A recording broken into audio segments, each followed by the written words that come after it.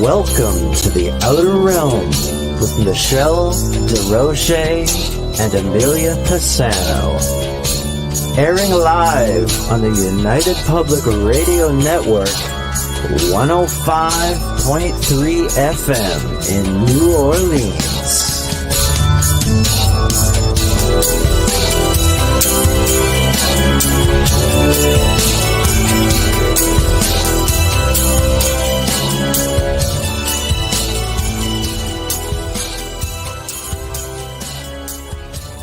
All right, everybody, it's time for you to get out and nominate your favorite podcasts. There's an amazing show I want you to consider for the People's Choice Podcast Awards. The Outer Realm in the category of Best Female Hosted Podcast. The Outer Realm is a very popular show hosted by Michelle DeRoche and Amelia Pisano, which boasts millions of listeners each week who are well known for and have been complimented on their very laid-back, roundtable style of interviewing. Together, this dynamic duo brings you the best of the best with guests from around the world who are well-versed within their respective fields of ufology, paranormal, esoteric, and other areas of high strangeness, and more. So go to podcastawards.com to nominate The Outer Realm in the category Best Female Hosted Podcast. That's podcastawards.com, and please take a moment and do it now.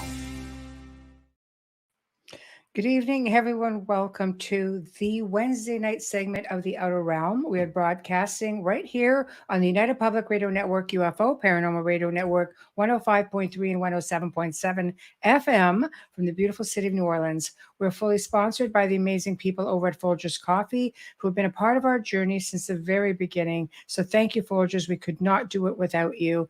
Also, big thank you to Justin Snicker, a.k.a. Dr. Snick, the sonic surgeon, for his contribution of his time, his voice, and his music for the intro that you heard, not just tonight, but every night. He's an award-winning composer of Halloween horror, sci-fi, and dark wave electronic music, which can be found on all of your favorite platforms.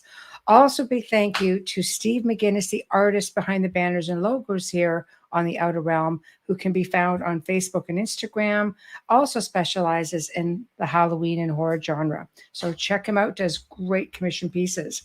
So, of course, you heard the new promo for the Outer Realm nomination for the People's Choice Podcast Awards in the category of Best Female Hosts. I know. Who knew? But it's always an honor, of course, to be nominated, and doesn't matter who wins, right? Of course it does. Not really, but we are always honored for the nomination. So thank you to that. And, voting, I think, opens up on July the 1st. So just something to bear in mind. So tonight we welcome the return of who we consider to be a dear friend, Mark Olly, and he's going to be discussing his new book, The Polychronicon, say that 3 times, people, of Merlin, Joseph, and Arthur. And I'll tell you something, I've been delving into this book and I'm just like, wow, it's a real wow factor book. So as we get into the show, you'll find out where you can purchase the book. And I highly recommend it. It's an amazing, amazing piece of work that took 50 years to put together, just so you all know. Anyway, without further ado, let's welcome Mark Olly to the show. Hi, I'm here. Hello, how's it going? Not so bad. I'd definitely vote for you. I think they should all dash out and vote for you for sure. So Thank you. You've got my vote. Thank you. Oh gosh, yeah. I mean, it's always such an honor, to be nominated. I think we made it into the finals the first year. So this is our 3rd year in a row. So somebody out there is just really adamant that we should have this award. You've got to win. You have to win. You can't not win. I know. Vote. So it's always such a pleasure having you on the show. It really is. And we've spoken about your book a couple of times. Like you've sort of teased us with it. I'm going to put it up there right here. There we go. You've sort of teased us with it as we were moving along. And of course, now it's been released, which is like, wow. So I have to say, this is a really big book. It's like 488 pages. That's it. Yeah. That's a lot of research. Well, to be honest, it is. I mean, it's taken to actually compose what you're seeing on the screen in front of you now has taken about 45 years, but I've had a lifelong interest Wow. in Arthur. And yeah, it's just taken so long to get it there. Philip Mantle at Flying Disc Press has done an absolutely amazing job. Sebastian Wasick, who's the artist for the cover, he absolutely nailed what I wanted for that. So it's been kind of well worth the wait, if you know what I mean. Yeah, it's an easy read as well. I've had a few folks actually come to me. This is just as a note, by the way, and they've said, this is really easy to read. I can go through this. It's in chronological order. That's the word Polychronicon. So it reads a bit like a diary. You know, you can go by year. So once you know what happens and when you can find it. And some of the people have come back and gone, you know, I'm dyslexic, I'm dyspraxic. I would never tackle a subject like this, but I can read your book. It's easy. I can read it. I'm a bit dyspraxic, if truth be known. So I've got a certain style of book writing, and I like to make it as easy as possible. So please don't anybody be put off by its apparent size, because it's dead easy. There's loads of space. Everything's spaced out. Oh, I will. You know what I'm going to do actually right now, just to prove that point. 1 second. I am just going to, let's put this guy down for a second, because I do want to see, I do want people to see exactly what to expect. Like that. There you go, a bit like that. There you go. It's kind of, yeah. Yay! You can do it. That's lovely. Yeah. So yeah, I mean, it's really. You get photographs dropping in every so often, but then if you keep going, what will happen is on the left-hand side of the page, once you get into the Polychronicon itself, you start to get the dates coming up. So if you think, I wonder what happened 500 AD, well, you can just go down the side till you hit 500 I'm going to go down a little bit here. Hold on. There you go. Loads of illustrations, loads of space, and then you can see there on the left-hand side, I think that says, 60 to 70 AD. And what it does, it kind of gives you the background. Right there. So, you know, a lot of people make the mistake of thinking Arthur's some kind of medieval character, and he's not. He is essentially the last of the Romans. So you have to sort of get to grips with that. Merlin's the last of the Druids, you know. Right. The Holy Grail, in effect, comes into being because of what happened in early Christianity. So you have to sort of go back and have a look at that. But once you get that, once you understand that that's what's going on, you think, right, I know exactly why these characters are so important. I know why they've survived so long, because, you know, get rid of all the medieval rubbish, the actual real story, there's some amazing stuff in there, you know, you name it, conspiracy theories, everything. The only thing we haven't got is aliens. They're not in there, but you know. I'll try my hardest. I'll come back at the end of the year. We'll do aliens then. But I noticed they're invading your studio. They're just, you know, taking over. Amelia made me this one for my birthday. That's amazing. He's got a little Buddha belly. He's just awesome. I just love it. By the time we reach the end of the year, you're going to be covered in a sea of green. I know. And all that will be on this side is a beard. I know. Just fur, you know. I love it. That's the only thing that's not in this book. So if you're a big fan of aliens, there's no aliens in this. So that's the only downside. I think if you go along and you make mention, you know, and we'll get into like the, you know, Jesus and all of that. But far away. That's all in there. Yeah, that's all in there. Conspiracy theory. Maybe he's an alien. And people think so. I don't know. But so let's get the show on the road. Who was the real Arthur? Because we've got the myth, the legend, and we've got, you know, who you okay. Well, he's never a king in the original stories. I mean, bear in mind, you've got to get rid of all the medieval nonsense. Get rid of all the medieval rubbish. He was never a king. He was Dux Bellorum, Duke of Battles, which makes him a battle leader. So you've got to sort of think in a Romano-Celtic way and say, okay, the king isn't going to go and fight. The actual ruler, who I think was Melvyn Gwynedd, which is a Welsh guy who was sat on the throne at the time, because it's regional. So let's get that out of the way. It's North Wales primarily. He's the ruler, so he's Arthur's boss.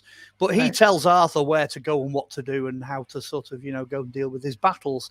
It's only later in life that Arthur really has this. He starts to develop a kind of a dynastic power, if you like, and all of a sudden it turns into Game of Thrones and everybody's out to get everybody else. You know, it's and everyone's kind of hooking up with everybody else, and it goes that way right at the end. But to begin with, he's just Duke of Battles.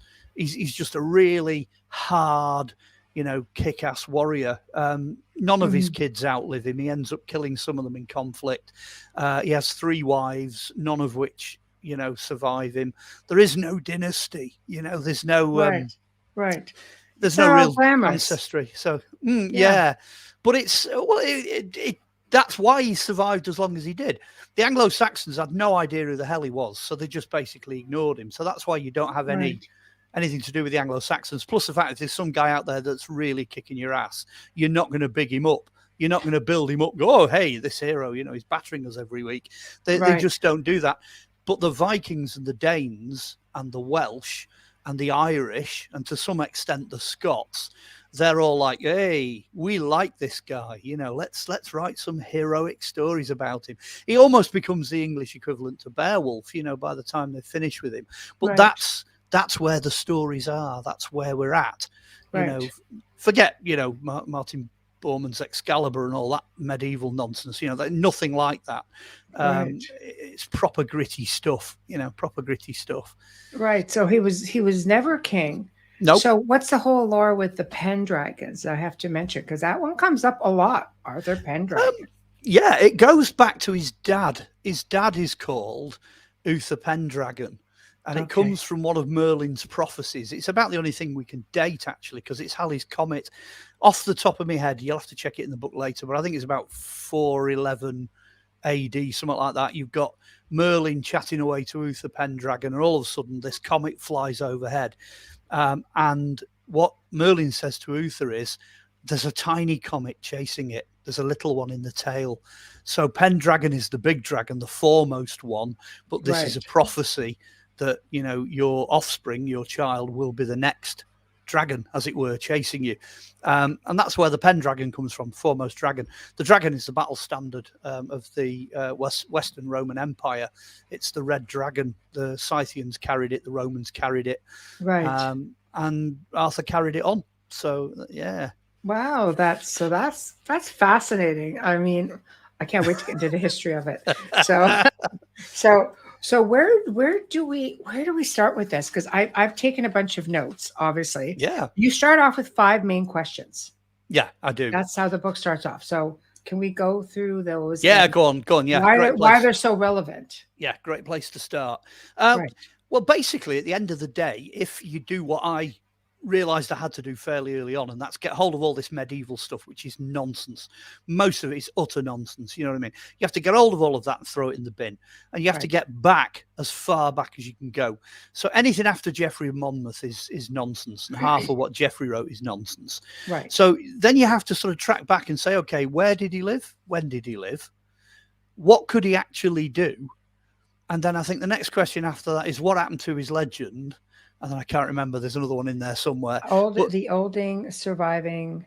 What are the oldest surviving documents? That's it. So yes. Once you've got those as your starting point, basically what you finish up with is, you can almost answer all of them. You end up with Wales, Wales, more Wales, more Wales, Wales, and that's what you end up with. It's just a no-brainer.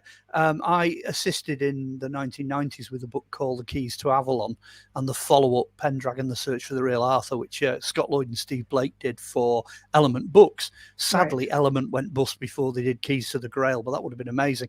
And basically, they realised the same thing I realised, that Wales was bigger in the old days. So the Wales they were dealing with included the Cheshire, the Derbyshire, the Midlands and everything that I'm dealing with. This is English geography, by the way, if anyone's scratching their heads and wondering what I'm on about.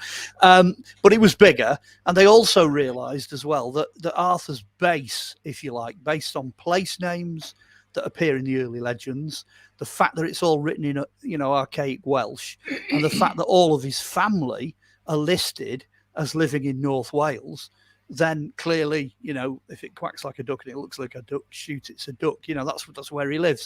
Yeah. And once you start to work that out, then everything else starts to fall into place. The geography's there, the characters are there, and it works. It works. So that is one of the basic premises of the book, is that we're looking at Old Welsh, which not many people can do. Right. No, they're not wrong. Yeah, it's a really, really bizarre language. It's difficult, Yes. It took me and a lot of other people to, over many years to get to the bottom of it. It's like the Scots and their Gaelic. Yeah. Well, I'll show how nerdy I am now. There's P Celtic and Q Celtic, two different kinds of Celtic language. Right. Wales is one of them and Scots is the other one of them. And basically one relates to Ireland and the other one relates to where the Romans drove the Celts, into Wales and north, etc.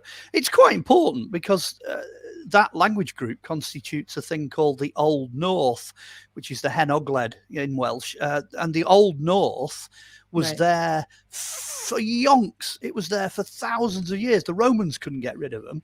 And it lasted all the way into the days of like Richard the Lionheart and the Crusades. There was still the Old North, in this country, basically resisting the South. So that was where Arthur was from. That was his, thing, if you like. His region was this Old North. Which goes back to like the time of the Druids and Christianity. Yes, it really does. Far back, the Celts. Yeah. And happy solstice, by the way. Oh, happy solstice. Yeah, of course we neglected to mention that you just happened to be doing this on solstice. On the solstice. People, woohoo. Yeah. Yeah, I can tell it's the solstice. It's actually warm over here in northern Britain. And not raining. Yeah, there's no rain. So you can tell. We're going back to what we were just chatting about then. If you go back to early Christianity, basically, and then back to the Druids, a lot of what survived of the Druids tells you that their power base, if you like, in whatever country they were in, tends to be in the centre of the country, which by sheer coincidence happens to be up here, Chester, which is where Arthur happens to be. And then you've got, go. Well, you've got Christianity.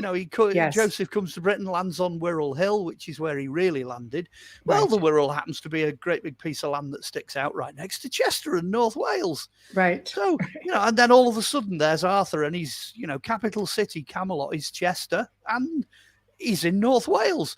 Right. It just, once you join the dots, dots over like 2,000 or 3,000 years, and then it makes perfect sense.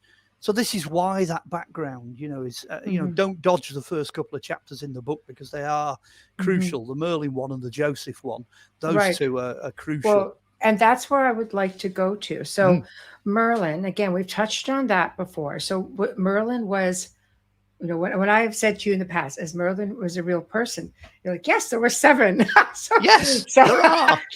So let's start off with the Merlin in question. Okay. Where did he fall in the 7? Okay. Well, in the 5th century, in the early 400s, in Wales, Merlin was a title. So once you know it's a title, you've got the Merlin. So the first Merlin is Merlin Taliesin. Now, Taliesin's alive around about 420, 430 AD, and he is essentially a poet. So he's one of the greatest of all of Welsh poets. So you can kind of think, okay, he's a bit of a rising star. He stands out. So, yeah, he's the Merlin for that one. After that, Uther Pendragon's brother, Ambrosius, turns out to be the next Merlin. Because not only is he very wise and, very kind, he's a great ruler, he's a good organizer, he knows what he's doing. So the next one's Merlin Ambrosius. Then you get Merlin Lalogan. Now, he's Merlin dear friend. Now, he's an amazing guy. He's the guy that everybody knows from Arthur. He's the doddering old bloke. He lives to about 102, 103. He knows everything. He was born when the Romans first left Britain. So he's a really wise guy, really wise man. Lalogan means dear friend or little friend. And that's what he is to Arthur. And he's with Arthur right the way up to the Battle of Badon. So right in the middle of Arthur's career, Arthur beats the Saxons, brings back old Rome, and everyone's like, hey, and Merlin, is like, okay, my job's done. So he shuffles off and he dies halfway through Arthur's lifetime. Then you get the next Merlin, Merlin Willett. Now, Merlin Willett is Merlin the Mad, because what happens with this guy, he lives till his 80s, but he watches the reverse happen.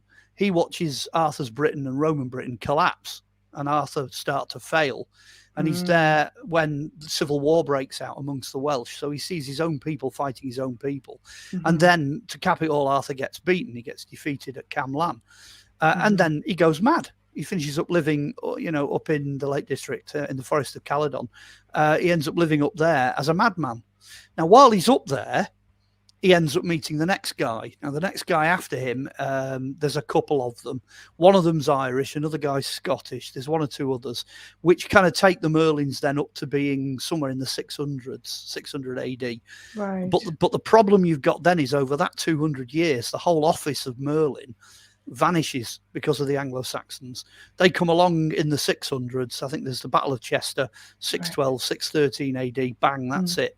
The whole of Arthur's kingdom's disappeared.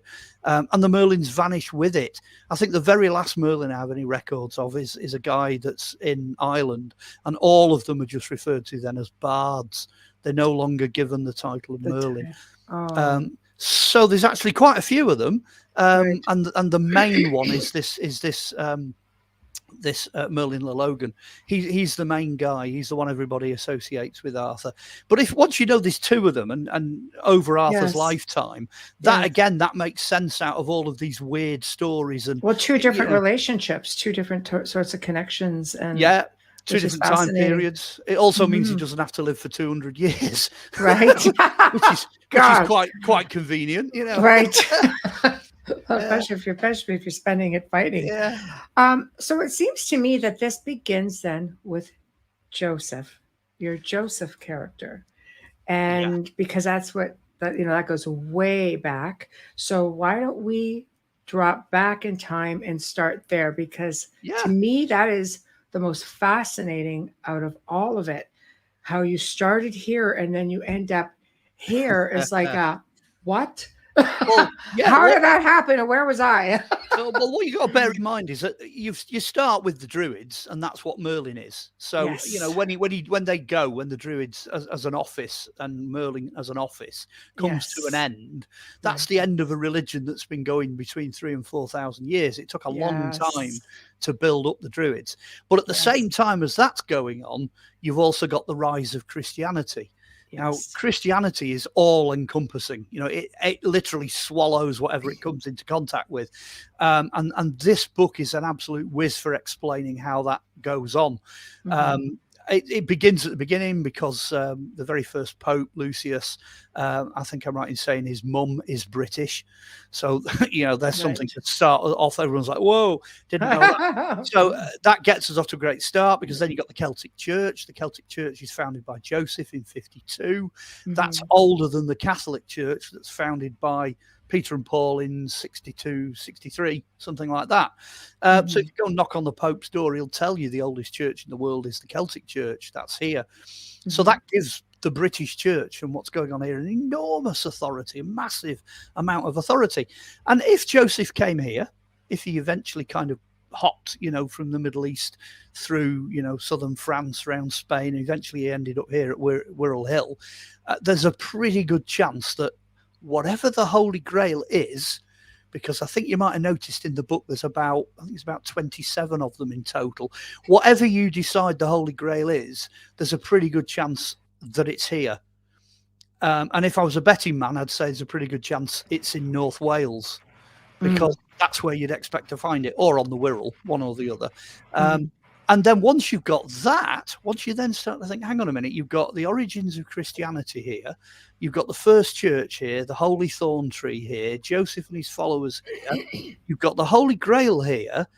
It's not surprising then that, if you fast forward to some of the medieval stuff like Parsifal and that, it tells you that when he goes on a search for the Grail, which is protected by the Templars, who incidentally are mostly in the Old North, because, they're under Richard Lionheart.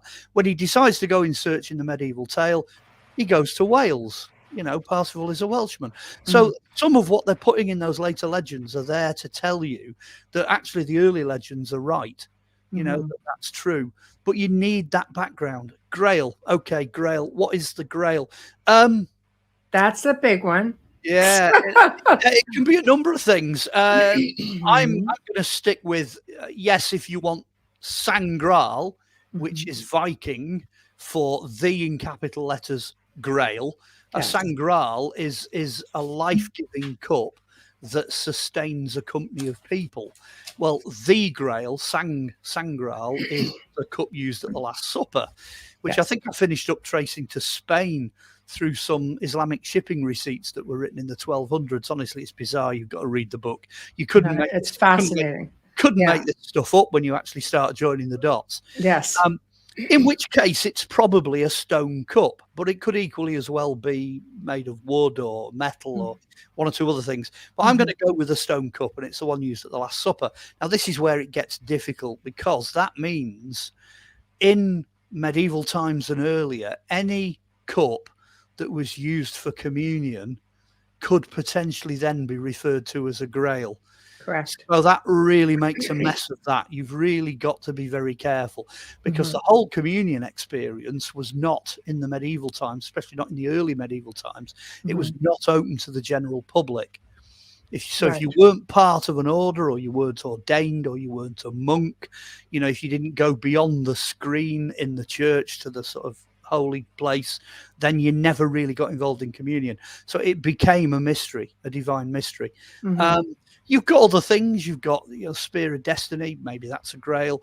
You've got the Grail Maidens. You've got hundreds of other objects, all sorts of different grails.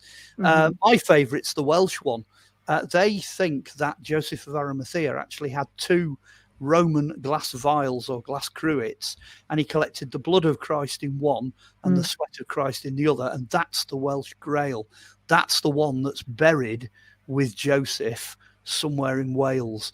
Now, I love that, because imagine if you found that, you've got the DNA of God. Exactly. Wow. Okay, I know. I saw that too, and I was kind of like, oh my gosh. Once I got past how the hell did he get to Wales? I kind of explained that in the earlier in the book. Joseph. I know it's a wonderful story, because people don't realize there were so many people don't realize the whole, Essene, like the Gnostic, the Essenes, and the Cathars, and those who believe that Christ did go on. I mean, there's tons of literature where he allegedly did go all over Europe and the Middle East to learn knowledge, including with the Druids and the Celts. Right, there's a couple of bits you've got to be careful of there, though. Okay, well, that's why I'm not going to get into it. That's your job. I promise to write a book on it, okay? I'll promise I'll do that. Okay, because I'm working on another one that's about 40-odd years old on that very I'll subject. hold you to that. In a nutshell, about 23% of males in Jerusalem had the name Jesus, including a couple of other people in his family. The reason for that is Jesus is Ishua. Ishua in Hebrew is actually Joshua.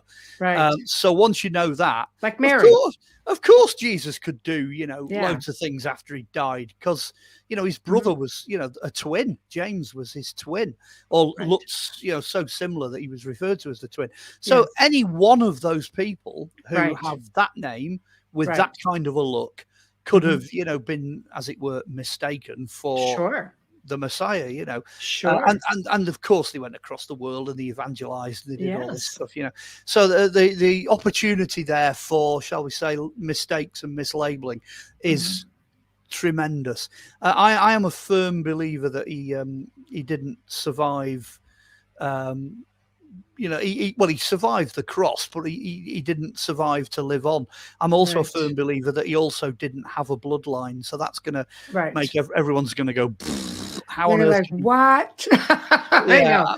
And I can prove it, but you'll have to wait for the next book for that. Oh, come on. No, I can't possibly tell you that. I'll tell you what. Really. When we tackle the Templars, I might drop a few things. Okay, because that's the next show. Yes, it is actually. Yeah, let's do Templars. Yeah, we moved it. Yes. So I think it's fascinating, though, that Joseph of Arimathea did make the passage north. Yeah. With Mother Mary, with the 3 Marys. Like, there's a whole lot in there. Yeah. And the fact that he took with him was believed, like you say, to have the blood of Christ. Yeah. And settled up there, and I guess brought with him Christianity and had a settlement of his own. And this is where it gets you into your Gnostic and I know. You're going that way, because there's no definition of what early Christianity was. Right. Certainly for the first 100 years, it was an offshoot of Judaism. It was a sort of messianic version of what you find in the Old Testament. Because people forget, these labels that pop up. Yes. They just pop up after the fact. You can't engineer them backwards. pardon me, I found an interesting reference that said the first place they were called Christians, which was actually an insult, was here in the UK. So, it makes it very strong that the Celtic Church, that's where that label came from. Right. Christians, followers of Christ. Mm-hmm. But then even that, you've got to have the whole idea of who Jesus is. You've got to have the Christ consciousness thing. That's got to be breaking out everywhere just for that label to stack up. Mm-hmm. I'm dying to do the early church, in this book I'm working on now, because it was very different in that first century. Very, very different. Much different until Constantine came in and. Well, yeah, that's in the chronology in the book. So we're not off topic. Believe me, that's why. It's there. Yeah, it's there. Yes. I've whizzed through it in the book. I mean, obviously the book could be thousands and thousands of pages, but it will give you a basic, over time overview of what's developing and how it's developing.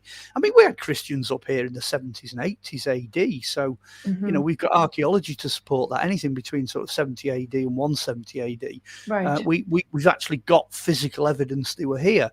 And it, that's pretty remarkable, considering, Jesus gets crucified in 36, Joseph's here in 52, 53, 54. Right. The first church gets founded, and within 20 or 30 years, I can hold a piece of archaeology that shows the Christians were here. It's actually a casket handle off a burial that shows two kissing fish. It comes out of a Roman temple up here. And that's a Christian burial. It's a type of Christian burial. So that's fascinating. It's all in that book. It is, and you touch a lot. You touch a lot on the relics as well. I love that. Yeah, I love relics. When I was putting the book together, I thought, you know what? When I start talking about the early church and I get into all that, and I start doing the next book, I'm not really going to have enough time to plow into all of these relics and find out where they went and what happened to them. Right. But that's what Arthur did when he became the ruler, when he became the person that was, controlling this region, and everything was peaceful and quiet and everything was okay. Then he went off on quests. He went looking for things like the Holy Grail, but he also went looking for a lot of the relics.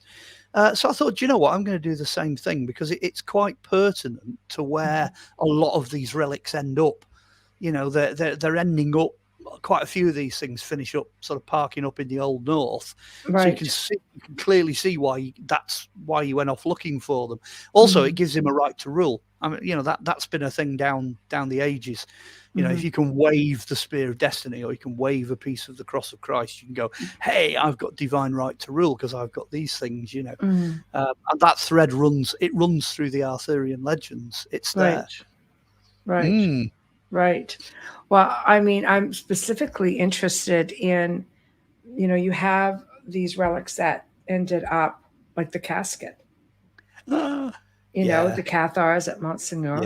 Yeah. I'm not 100% certain what was in that casket, but there's always a but. If I was a betting man, I would say probably something similar to the Dead Sea Scrolls.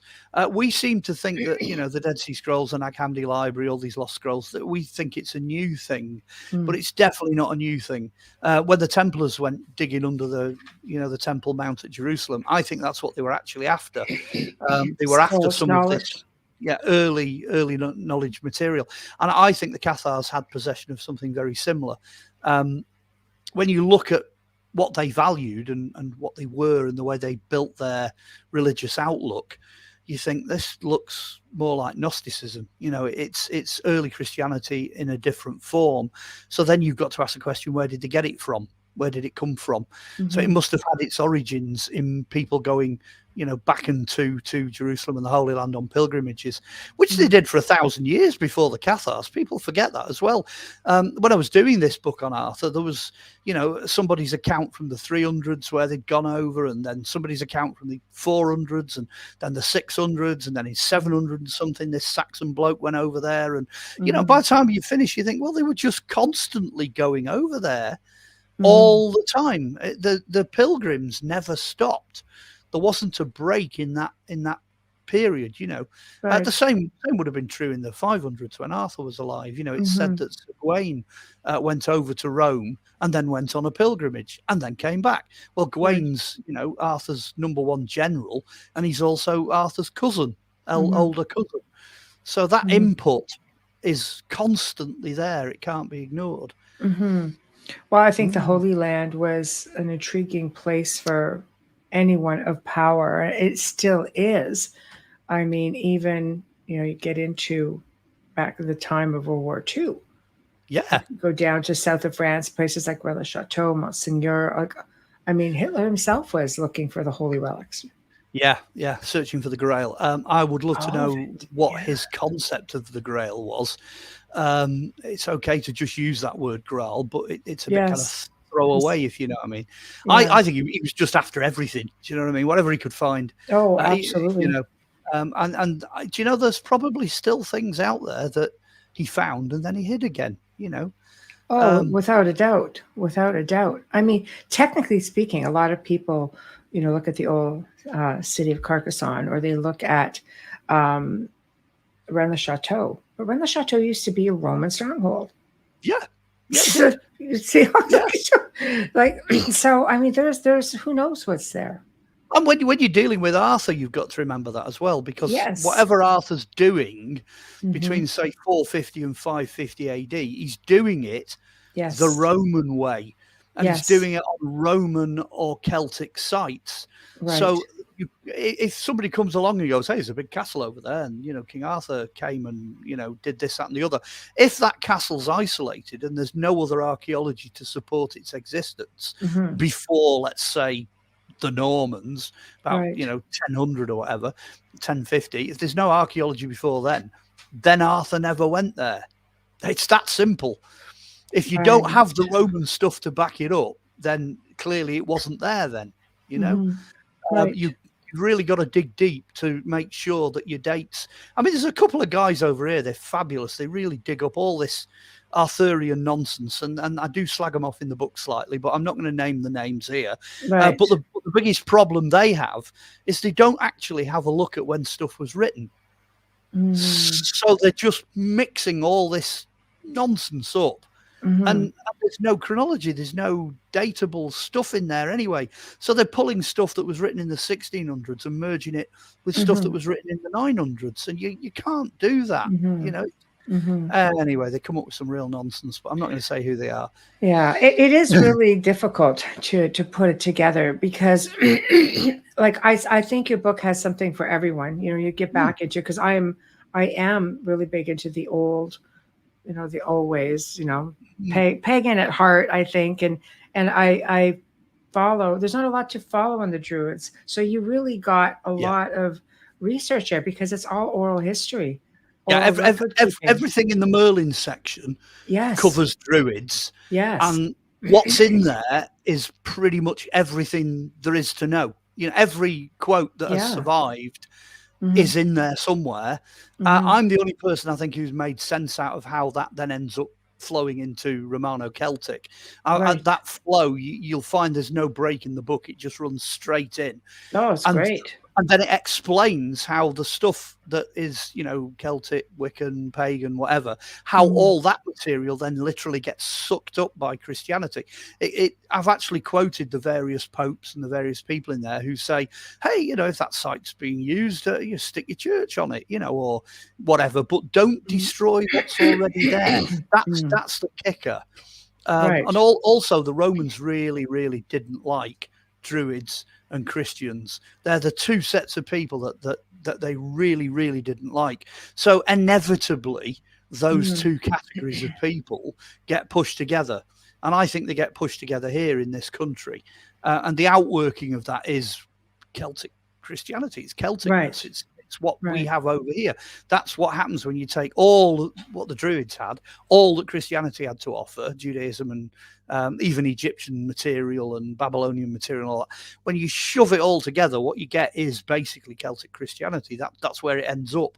But if you want to sort of see how that works in practice, then it's in the book. You know, it's kind of there. You can, like you said, there's something in there for everyone. You can certainly pick the bones of that out of it. Your audio's gone. Oh, I just thought I'd warn you. There. I was having a little cough.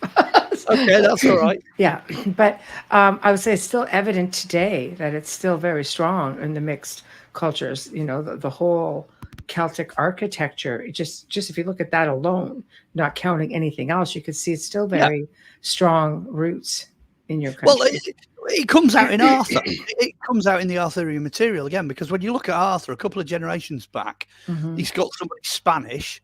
His mum is French.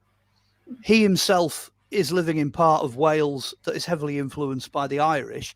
So by the time you finish, nobody can sort of go, hey, you know, he's English, his DNA is English. You can't do that. You just can't. Arthur was multinational, but he was also multi-religious as well. He was part of this enormous melting pot. You know, the Romans brought so many people over here. He had a lot of contact with the Scythians. He had a lot of contact with the Picts. He had a lot of contact, obviously, with the Welsh Celts. So, you know, Arthur's outlook would be very different from ours now. And that comes out in the book as well.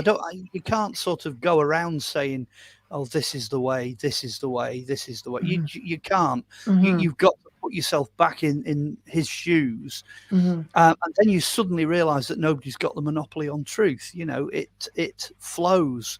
It's a flow. But the fact that you can still see actual evidence of these things, like we have some pictures we could show that you sent along. Just because I just find it so interesting. I'll put them up. Yeah, you tell me. Let's see what happens. Okay, let's just go with that. Okay, 1 second. Make this a little bit smaller. Oh my goodness! If you do it quick enough, you can hide your audio as well. I might. You can have a jolly good cough while I drone on about photographs. Go on. I know. I'm looking forward to this. Oh my God, I've had a day. And it's early over here, so I shouldn't be having a day right now. There we go. Here we go. Okay, that's Dinas Emrys, which is in Snowdonia, and on top of there is the archaeological remnants of a fortress that date exactly to the period of Vortigern and Merlin as a youth. And there's been early Christian remains found on there as well. And there's a pool up there, a circular pool, exactly as the legend of the fighting dragons in the vision of Merlin gives it. Because it says that the red dragon is fighting the white dragon, so it's the Saxons versus the Welsh, and they're fighting, and they fight in this pool, and they do it on top of that mountain. So it physically exists. The archaeology physically exists. It's all there. It's said that the wise men of Wales are buried at the base of it, and it faces Saigon copper mine, which is one of the biggest copper mines in Wales, which certainly would not have been lost on the Druids because they kind of administrated and looked after the copper working in this country. So that's a really significant site, and there it is. The fact that how did you come to know of the site? Because you don't hear, I've never heard about any of this, and I have followed along. You need to get what people have had to say. Well, that's part of the key of the book as well. If you've got the book, then you've got the means to do that. You've got the means to go and find other material and find these locations. You can go and search them out. I mean, if you just read in a book and it's got all these fancy kind of medieval names in, you're not going to have a clue where it's set or what's going on. I discovered that because, apart from the fact it's written into some of the legends, it's on the map. The Welsh know about it, so obviously it's known of over here. And then lo and behold, as an archaeologist, I got hold of the archaeological reports and the material that goes with it. There's no doubt about it. On a worldwide scale, you can pretty much nail that as being Vortigern's stronghold in the story. Right. It's again, it's fascinating. I was going to say, as an archaeologist, you would know how to go looking for some, information on ancient sites, which not everybody has access to. Well, we've got a pretty good sites and monuments record over here. So, but what you do need is you need the name of the location, possibly the Ordnance Survey reference, or you need the Google Maps, the satellite reference. So, in other words, you've got to know about it in order to know about it. It's kind of a contradiction. It's not that they're not trying to keep any of this material secret. It's just, you've got to have the key to open the door. And I'm pretty positive that the Polychronicon is the key. If you're into Arthur, that's what you need. This is You need it. It's very well researched, and the chronology on it makes it so much easier. It really does. You're not bouncing around. You're seeing it the way it should be. I'm not a huge fan of putting all academic stuff in the text, so there's none of that. I mean, anybody that reads it, you're not going to go chasing footnotes. There's not tons of numbers to look up and all this nonsense, because at the end of the day, the story is what the story is. So it's all in the narrative. You can just read it, as a straightforward narrative. But then I did put the 5th chapter in, called The Legend. And if you're into your academia and you want your sources and you want all of that, it's a real skull crusher, that last chapter. Because I thought, do you know what? They're all going to criticise the other 4 chapters. All the academics, he hasn't put any footnotes in. There's no, he's translated all the Latin so everybody can read it and stuff like that. They're all going to grumble and moan and complain. So I thought, that last chapter, you want to take this further, that's it. That's where it all is. And it is, which narrows it down. It's not quite as long a book now, because, you can read the last bit. It makes an interesting history of the development of the story. Hence, it's called The Legend. But if you didn't want to get stuck into that, just read the first 4 chapters, that different approaches for different people. Have you got any more? You got any more photographs? I quite like that one. I do. I know. We'll look at more photographs for sure. No, I like how you've left it open for people to go in and search on their own and find more. I think that's important, because everybody's going to have their own perception of what is what. Yeah, and there's a really good review at the beginning. I think John Matthews gives it the review at the start, and he basically just says, everybody is going to have a different opinion. That's the review, He actually says there's stuff in here that is, academically fabulous, and at the same time, there's stuff that people will think is utter nonsense, and I think he uses the term, he says it's a richer brew for that, because I didn't want to limit it. I didn't want to, just focus in and narrow it down. I want people to take the wider view. That's how you find things out, isn't it? You know what I mean? A specialist is someone who knows more and more about less and less. That's right. That's right. The way I look at it is, if it comes up in the end with a question mark, all that means is that there's more room for more research and discoveries, that it just keeps going. I don't look at it as a finality. I'm just oh, wait, there could be a lot more, or there could be something else substantial. 50 years of research. It's, I've learned from the best. Geoffrey of Monmouth did it, at the start of the last millennium, in the 1100s. He came up with this book, The History of the Kings of Britain, and it says in that he made a mountain of everything he could find, and then he distilled it into that. So some people think it's nonsense, and some people think it's fact. Well, it's kind of a mixture of the both. So what I did exactly the same thing. I thought, hang on a minute, we're going into another millennium. We're off the ones now, and we're into the twos, into the 2000s. So let's do a book that people are going to look back on and go, oh, it's another one of those. It's something that's doing the same thing. So with that, and the fact that I call it Polychronicon, that comes from a monk in Chester who basically did a history of the world in chronological order, but he deals with Arthur as well. He's got a massive section of Arthurian stuff in his Polychronicon. Ranulph Higden of Chester, it was in the 1300s, did that. Plus the fact nobody else in the world will use that word as a book title. That's for sure. Most people can't pronounce that.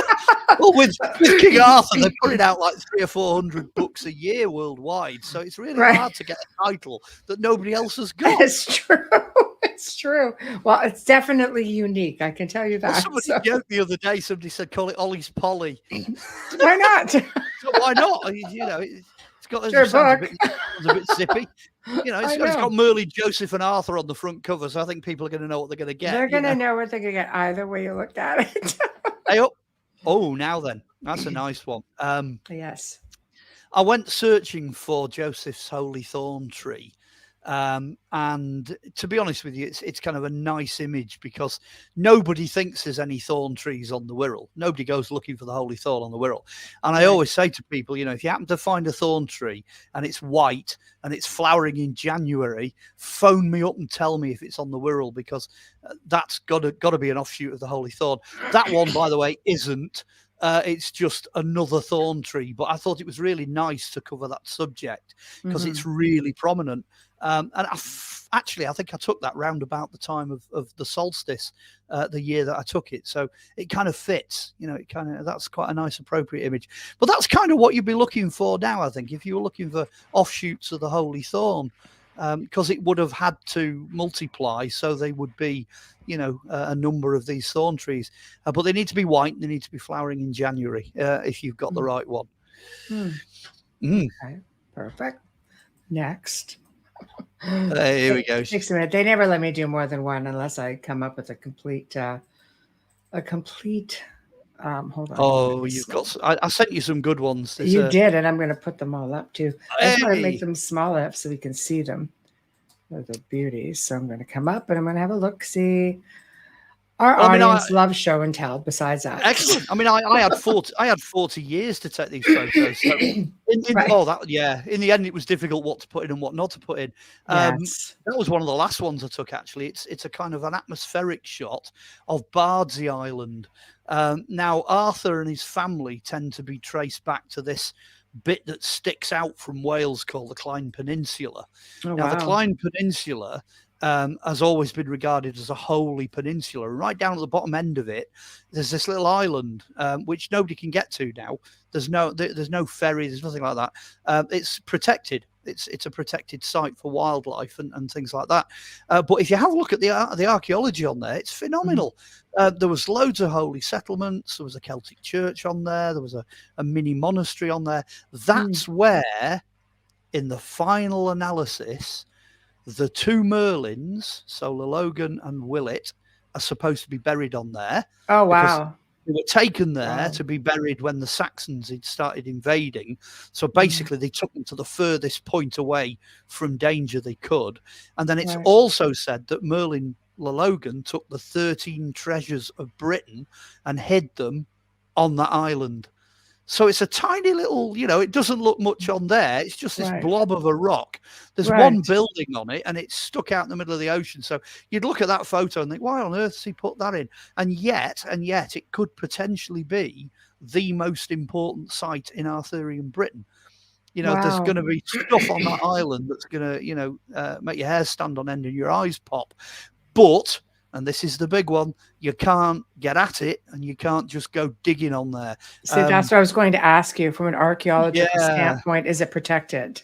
Oh, totally. 110%. The whole island's basically grade 1 protected. But if, let's say, for example, and I'm going to put it out there, if somebody, was to come over here, whatever, somebody who does things like Curse of Oak Island or, Skinwalker Ranch. Oh, that's Prometheus. They do Ancient Aliens. This is a big plug, this. If they came over here and they commissioned me to do the Arthurian story, if we did the search for Arthur would be or whatever. Special permissions, special permits. I could geophys that. And I've also got access to radar that they don't have access to, that could produce underground images of that island without disrupting or disturbing anything. Yeah, without touching anything. Yeah. Right. So I would love to do that. I would love them would to. Would you want to, though? Because then the world knows that, you know what, there's something there. And I think it would validate a lot of your research. But there's always a concern when you look at some of these incredible sites that once it becomes known to the world has a way of just destroying them. Yes, yeah. That's in the medieval times. That's what they used to do. You'll find it really frustrating because they did it a lot. They'd have a site and they'd know it was the real site, and then they'd go and invent another one somewhere else and send everyone to the other one. So you get all these fakes, and then occasionally you get the real thing. I mean, I don't have any problem saying that's the real deal because I don't think there's anybody else in the world that could actually do anything with that, that could do that justice. Because you'd have to be an archaeologist, you'd have to have access to the technology, you'd have to do it a certain way, you'd have to get the permissions, you certainly have had to do the background work on it and all the rest of it. So I'm going to stick my neck out. I'm 80% certain that probably me and my team might stand a chance, but I don't think anybody else would stand a chance in getting close to that. Right. Well, we know you'd be respectful. That's for sure. So absolutely, that's the key to it. Really, it is. It goes beyond knowing what you're doing. You've got to know how to handle what you discover. What you find. But I can't. Nobody's going to go poking around on that anytime soon, because I took that with a zoom lens. Right. It's miles out in the middle of nowhere. Well, And you did a darn good job. that was on a good day as well. You want to see it on a bad day when the weather's dodgy. Oh, out your neck of the woods. Yes, I believe that. I've been. All right, here we go. Next. Yeah. Oh, it's nice to be seeing these things. Oh, that's a Long Valley view. I sent you a Long Valley view. If you look all the way down that's the Vale of Llangollen. So if you look down there, you can't really see it because it's hidden in the trees in the bottom of the valley, but that's where Valley Crucis Abbey is, which I believe, talk about blowing the lid off things, I believe that's the original church founded by Joseph of Arimathea. There's a pretty damn good chance that's where he's buried. And what you're looking at, that bump, if you look right to the horizon, you'll see there's a distinct bump on the horizon there with a building of some kind on top of it. Yeah, that's it. That's the Grail Castle. It's Dinas Bran, the Castle of the Crow, or it's also known as Castle Corbenic, which I believe is the last place that whatever the Knights Templar in this country regarded as the Grail, it's the last place that they held it, because it was attacked by the Welsh in the early the Welsh were defending it. It was attacked by the English in the early 1200s. And when they got in there, the Welsh had set fire to it and burnt it and destroyed it, most of it, including a tiny chapel that's in the middle of the castle. And it's the chapel that the castle appears to have been built to protect. So it's a really unusual site. Again, give me tons of radar, give me tons of geophysics, loads of tales of secret compartments and hidden caves and tunnels, and another protected site. Oh yeah, totally great one. I mean, it's. I think in England most of your sites are protected, even when somebody discovers something. Yeah, well, a lot of the sites are protected. We've got this grading system, which if it's 2-star or 1, it's protected by the government. But sites in Wales are double protected, because the actual Cadw, the Welsh archaeological history people, they super protect their sites. They are really on it. But they're so old. I mean, in England, they're like, we've got some old stuff, we'll kind of look after it. Wales, they're full on, absolutely full on. You don't go poking around any of the Welsh sites, or you will find yourself in prison. Right. There we go. Okay. All right, hold on. We're going to go to another great photo, that one. I'm glad I sent you that one. I've got loads of photos of that castle, but that's one of the best ones. Oh, yeah, it's a beaut. Okay, now I think we just saw... Okay, it's probably worth telling people as well, all these photos, I know the book's only black and white, but they do all appear. Every photo I've sent you in colour appears in the book. They're all in there. Yeah. Right. Yeah, they do. I have seen them. Yeah. Okay, 1 second. I'm just going to come in, stop this one, take this one out, bring in the next one. Oh, I know. Okay, so this is... You're doing very well, considering your computer decided it was going to update at the beginning. So, anything could happen. Anything goes, I know. Yeah, all right, going on to the next one. Nothing's dropped into cyberspace yet. But, not yet. Not yet. No, I'm doing all right. All right, I'll go again. Unfortunately, it's just a darn slow process of just trying to get it all up here, but they're just amazing photos. So, all right, this is a good one. I like this one. Now that is a good one. It looks like a really bland, flat. What on earth has he put this photo in for? Because it's a little bit of forest and a few fields and a bump. Yeah. Well, the key to the bump is that for a very, very long time has always been known as Mole Arthur, which is the fortress of Arthur. It's in the Clwydian Hills. It's in North Wales. It directly faces another hill fort, which is in a Safalec Caergae, which is this other fort.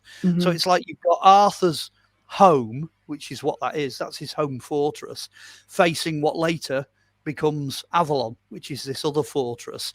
And you could literally stand on the top of that and wave a big flag, and you'd be able to see it on the other fortress. They face each other. But on top of that, when you get on Google Earth, you do let's have a look at what's up there. You find that there is, in fact, a circular fortress from the times of Arthur. Again, go to the archaeology report. Lo and behold, geophysics has shown there's a big banqueting hall up there, the remains of a big timber banqueting hall. It's got all the features you would expect for the time period. Perfectly fit Dark Age Britain. Absolutely, 110%.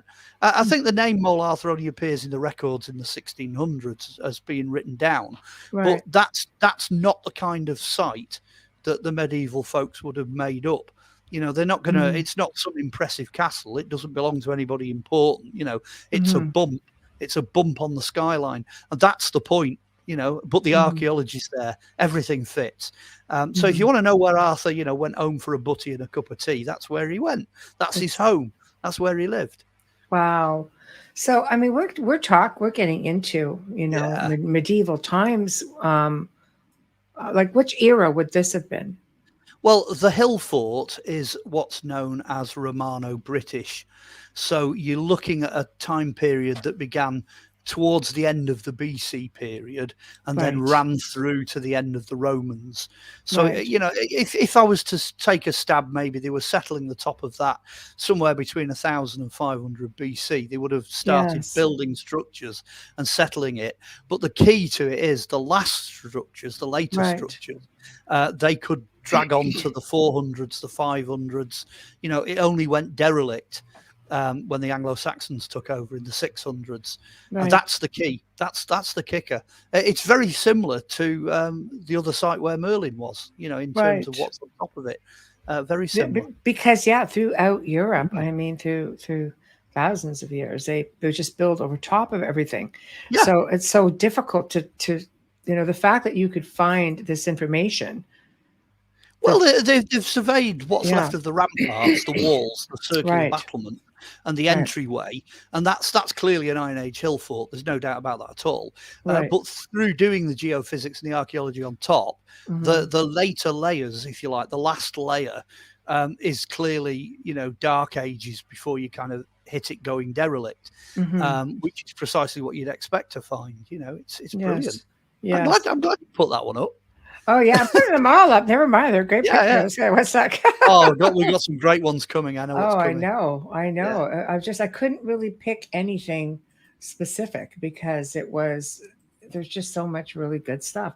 There's three that I really want you to put up, which I'm hoping you're gonna. I think. Well, if you sent it to me, it will come up. Oh, definitely. I promise. Okay, here we go. Bam, bam, bam. Oh, now then, Main Whale. That's interesting.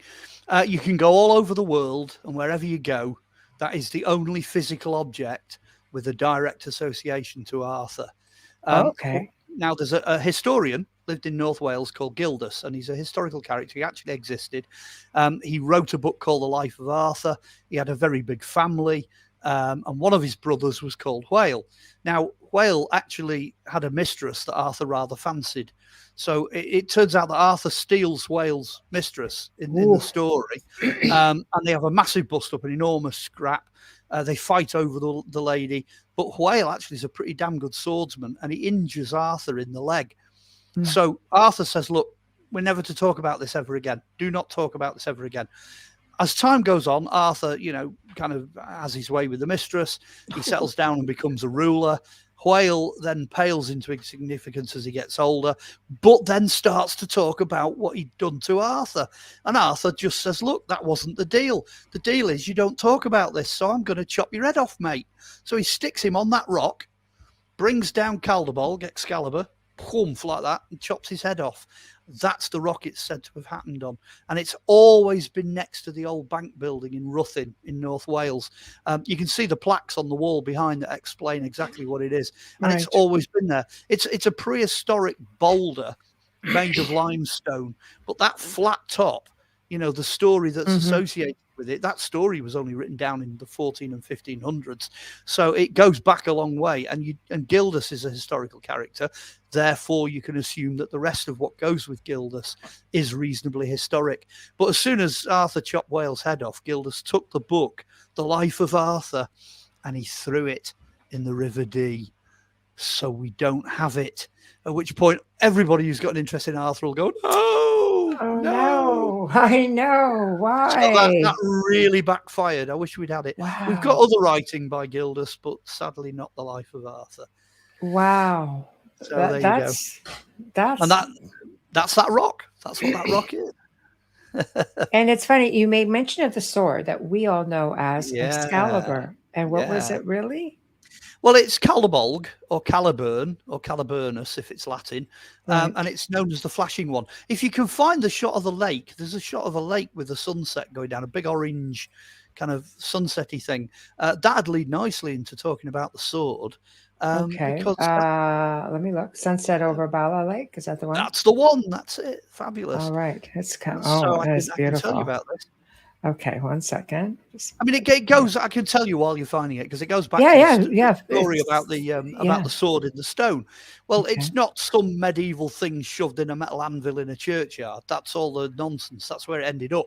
What they used to do to create bronze swords was they'd have two halves of a stone mold, and they'd pour the bronze into the top and then split the mold. So you're pulling the sword out of the stone, out of the Right. stone mold, which is exactly what all the ceremonial swords for the rulers of North Wales, that's what they did. They were all given their own bronze sword. Now, at that point, any kind of ceremonial sword then becomes redundant because we know that everybody else is using iron. So he also had a couple of gladiuses as well. So he has a number of different swords. The ceremonial one, though, can't be passed to anybody else. Mhm.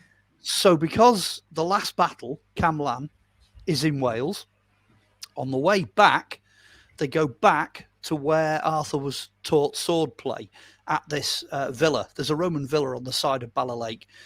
Tons of archaeology. The book, it's all in the book. And this is the villa of Hector, where Arthur was taught to sword fight. Well, you just walk down the hill and you're on the edge of Bala Lake. Now, it's an obvious place to throw the sword because it's hundreds of feet deep and there's loads of mud at the bottom of it. So you're not going to get anybody diving into the lake anytime soon going looking for it because it'd just be a nightmare. Right. It's very unlikely you would find it. But that ceremony of, throwing somebody's sword into water when it's, finished with, as it were, that carries on right into medieval times.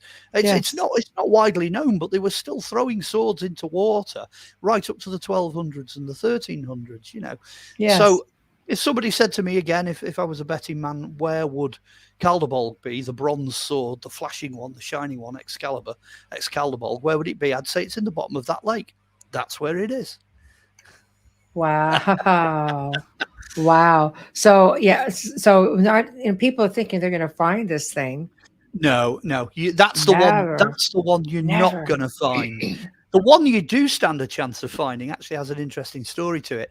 When Richard the Lionheart went over to Jerusalem in the Crusades, so in the 1300s, when he went over there, there was another guy went with him who wrote in his diary that King Richard sent the sword of King Arthur into the Church of the Holy Sepulchre as a gift. Now, he never went in himself. He never actually entered the Jerusalem, Richard, because he said, I'm a warrior, I'm drenched in blood. I shouldn't be going into the holy city. But he sent this other guy in with this iron sword. Right. So one of these days, again, if I ever get a TV program, we could do this. You could phone the Church of the Holy Sepulchre and say, do you know what? Have you guys got some rusty piece of iron in a cupboard somewhere and you've got no idea what it is? Because I think I know what it is.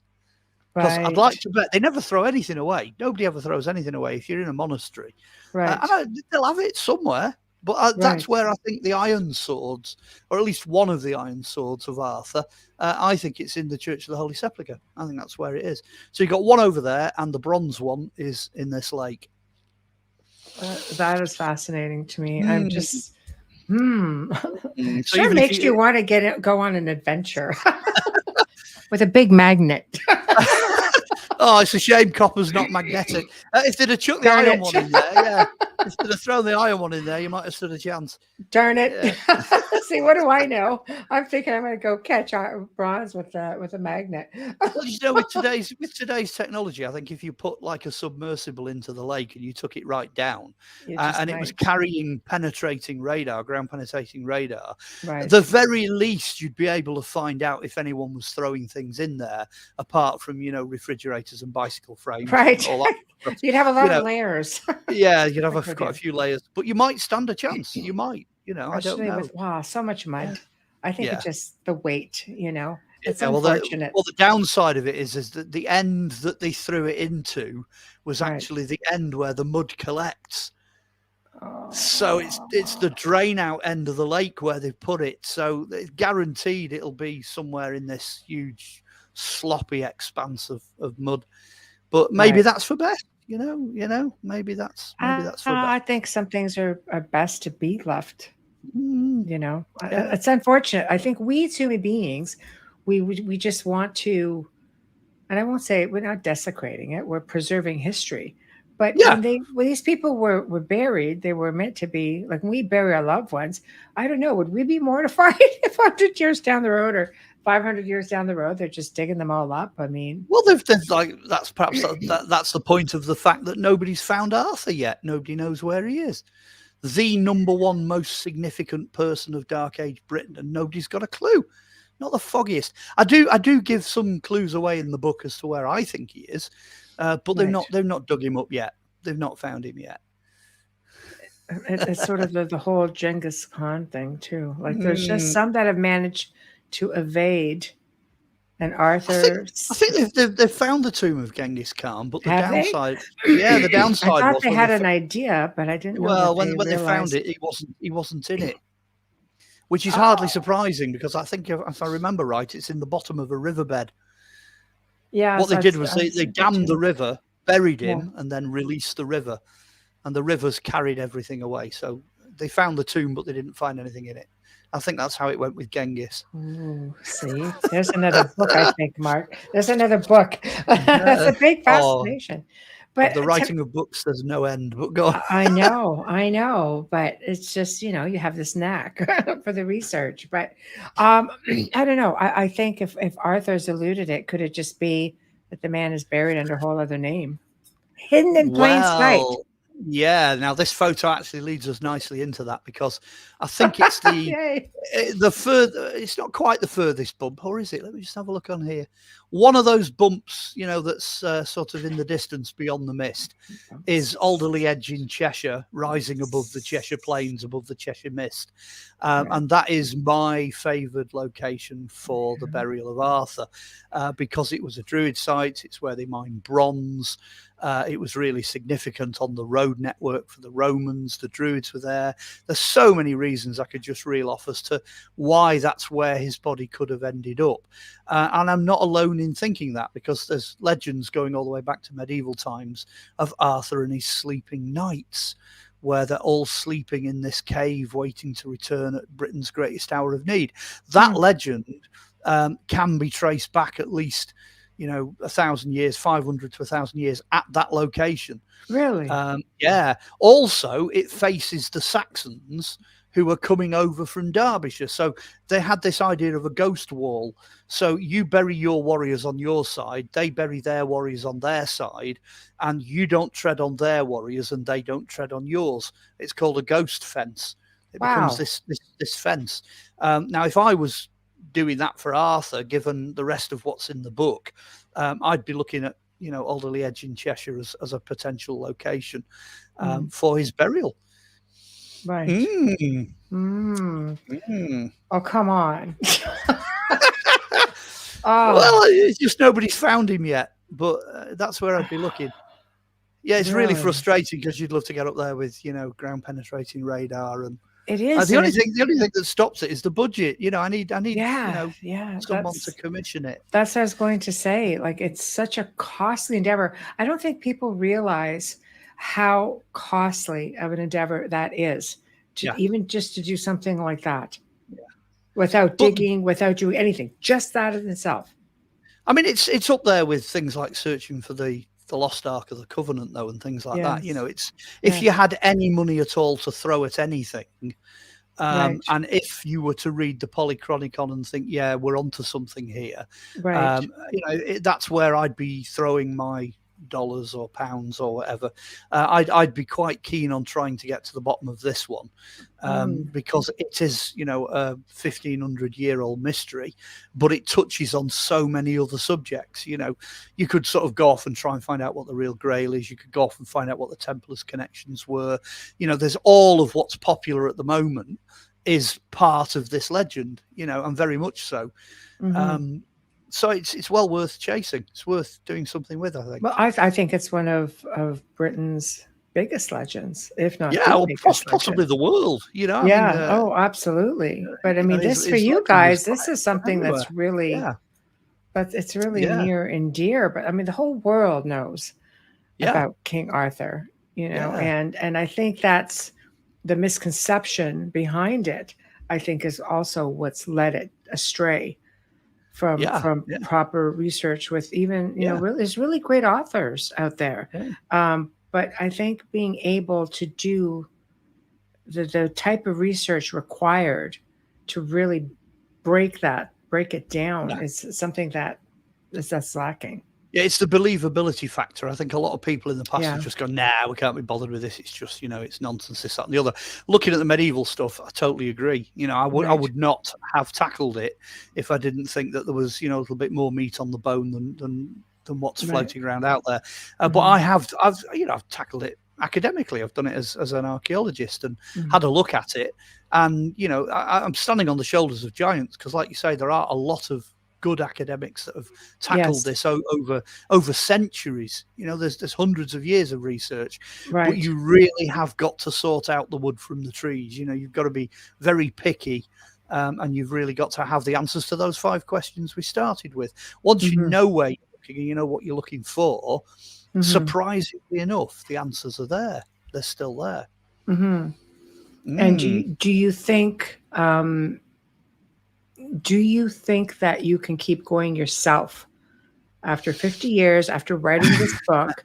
I know I have to ask because just in your answers to me, even just going through these photos, like in my mind's going thinking, God, you could just keep going Yeah, yeah. just with some of these sites alone.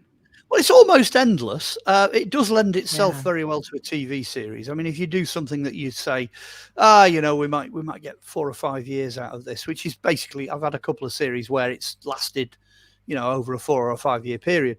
You could say, okay, let's do that. Let's just go for it and see what we come up with.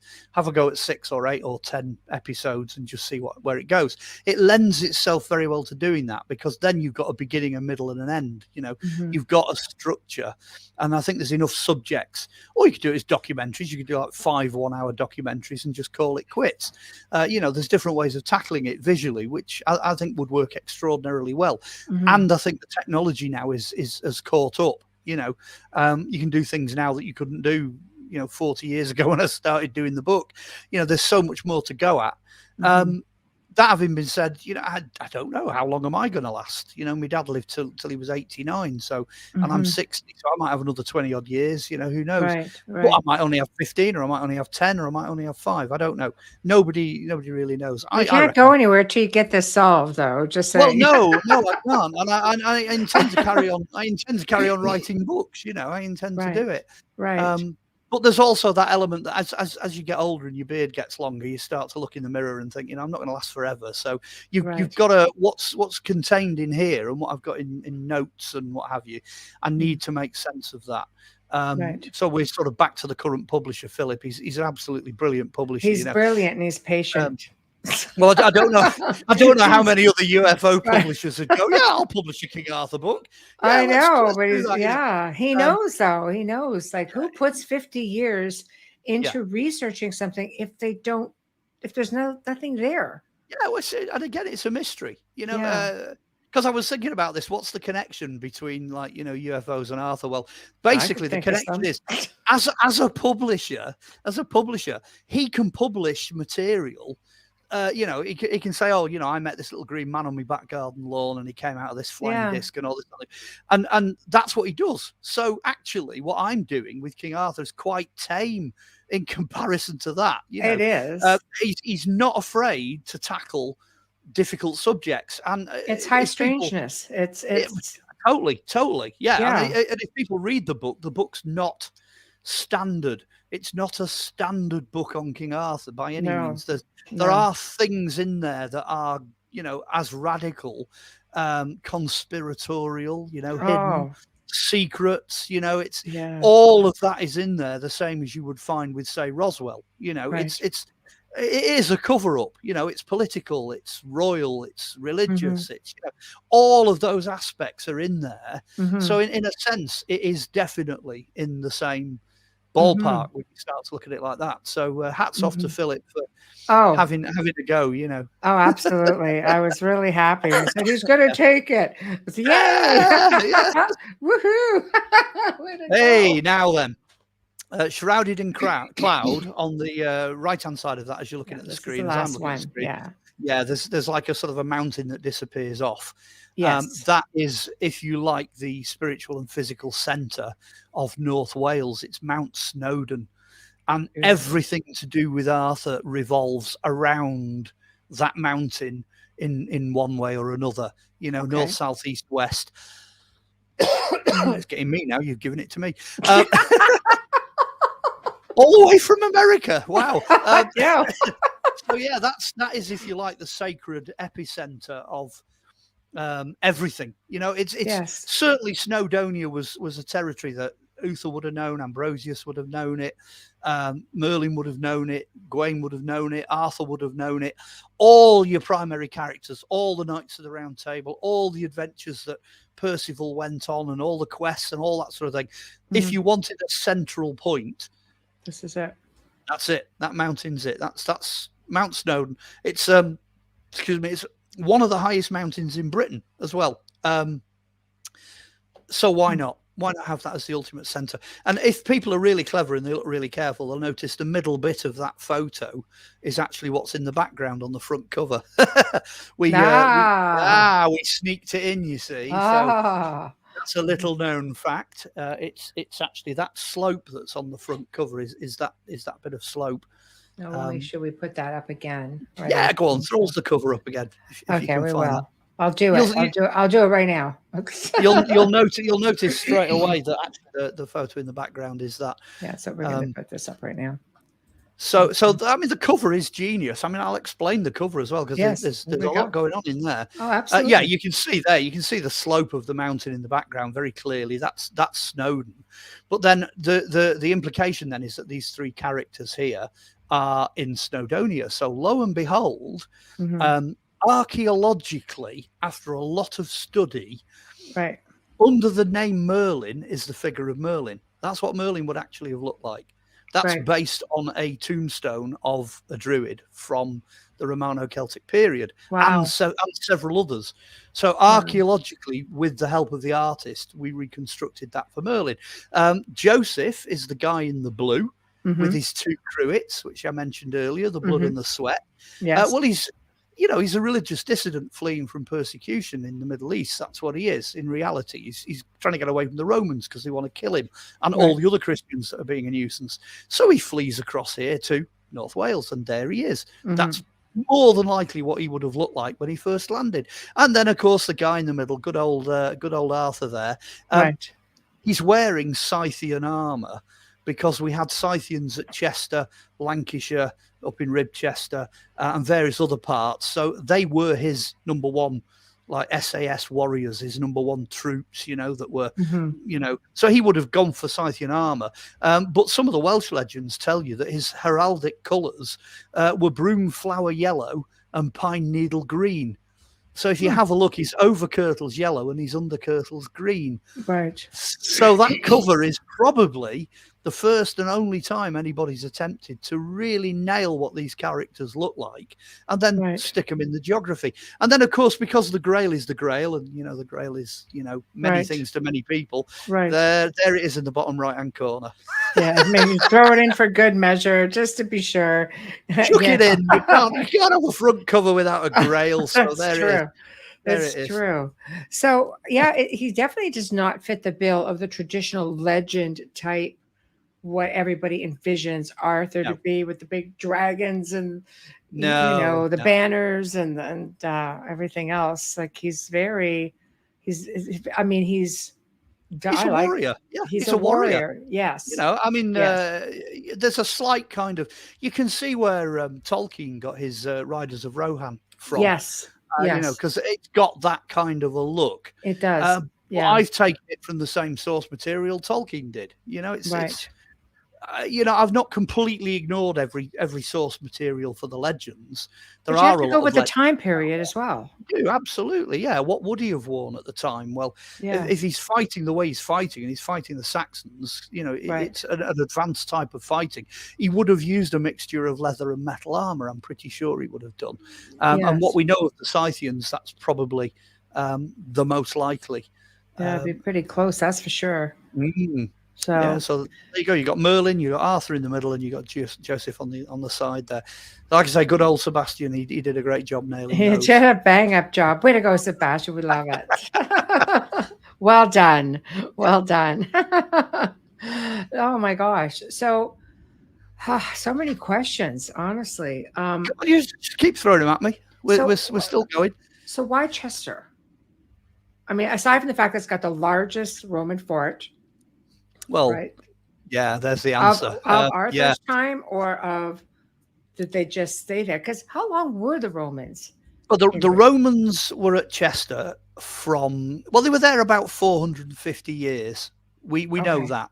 They came, it was Vespasian that came after the fall of Jerusalem. So around about, somewhere between 60 and 70 AD, the Romans started taking an interest in that site, possibly earlier, as part of the invasion. But Vespasian and his son Titus, those two are the guys that really get stuck in, and they start building it almost as a miniature copy of Rome.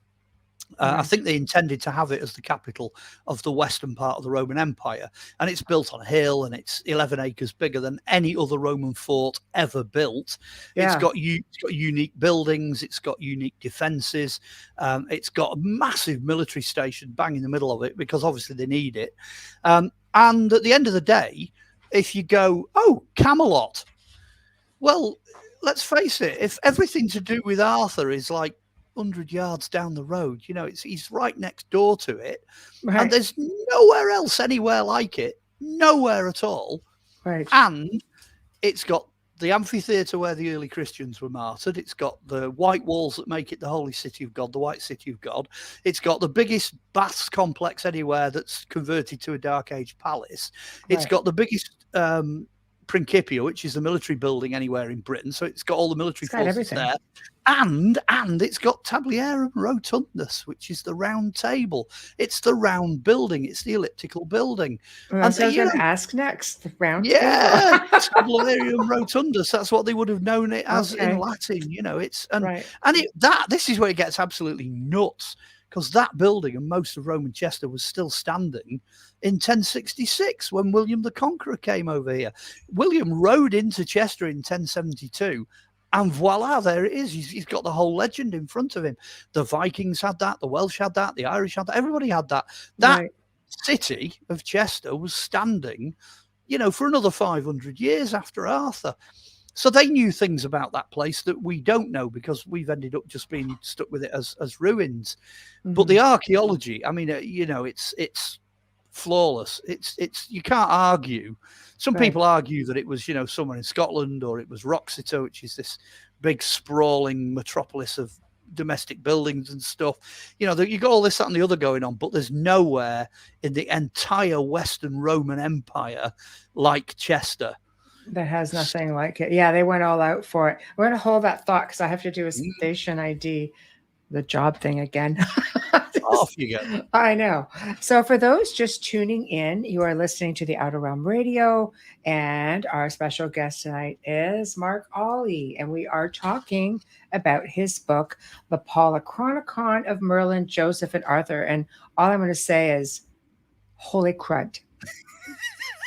Okay. And leave it right there. We are broadcasting on the United Public Radio Network, UFO Paranormal Radio Network, 105.3 and 107.7 FM from the beautiful city of New Orleans. We are very thankful for our sponsors, and we'll start with Folgers, who, by the way, Mark, British origin. Excellent. I know. They're mentioned. The family is mentioned in the Moby Dick book. because they were whalers of out Massachusetts way. I know. Yay. Big history. How do I know? Because one of our guests from England felt compelled to quiz me on it, and I failed miserably. Oh. Amelia and I were like, where did he get all this information? So we got them the next time around with stuff they didn't know, so it worked out. But anyway, big thank you to Folgers Coffee, who, again, have had faith in us since the beginning, and we're looking forward to another year ahead with them. So thank you very much. We appreciate you so much. Also, big thank you to Justin Snicker, aka Dr. Snick, the sonic surgeon, for his contribution of his voice, his music, his time for our intro and our outro. Also, the artist behind all of our logos and banners, Steve McGinnis. Check him out on Facebook and Instagram. So, holy crud. Like I said, I'll leave it at the holy crud. Seriously. Okay, so this seems to be the magic spot. Yeah. And have you found anything there aside from the table? But I'm fascinated by that table because a lot of people say, round tables have been found before, and it's led them to think, okay, this is it, but it's not. It's not it. There's a lot of round tables knocking around.